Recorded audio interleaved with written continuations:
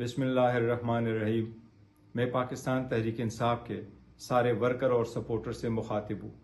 آپ کو معلوم ہے کہ خان صاحب کی صحت ہم سب کے لیے ایک اولین ترجیح ہے۔ 3 اکتوبر کے بعد خان صاحب کے ساتھ نہ کسی وکیل، نہ فیملی ممبر اور نہ کسی پولیٹیکل لیڈر کی ملاقات ہوئی تھی۔ اس کی صحت کے بارے میں ہمیں بہت بڑا تشویش تھا، اس لیے پاکستان تحریک انصاف کی پولیٹیکل کمیٹی نے احتجاج 15 اکتوبر کو ڈی چوک پہ ایک کال دیا تھا۔ اس کے پیش نظر ہم نے ایک درخواست بھی گزاری تھی انٹیریئر منسٹر کو۔ اس میں ہم نے درخواست کی تھی کہ ہماری پولیٹیکل لیڈرشپ کو یا ڈاکٹر کو یا فیملی ممبر کو ملنے کی اجازت دی جائے تاکہ اس خدشے کو ختم کیا جائے اور ہمارے ورکر اور سپورٹر میں جو تشویش پائی جاتی ہے ان کا اطمینان ہو سکے کہ خان صاحب کی صحت ٹھیک ہے۔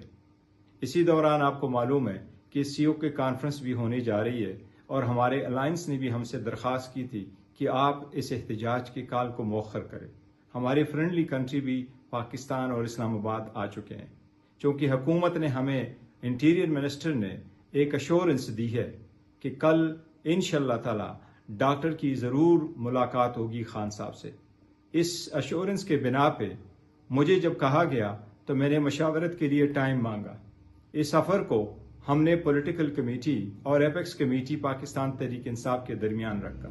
پاکستان تحریک انصاف کی قیادت اور پولیٹیکل کمیٹی نے یونانیمسلی اس بات کو قبول کیا اور اس کے پیش نظر ہم کل کے احتجاج کو مؤخر کرتے ہیں۔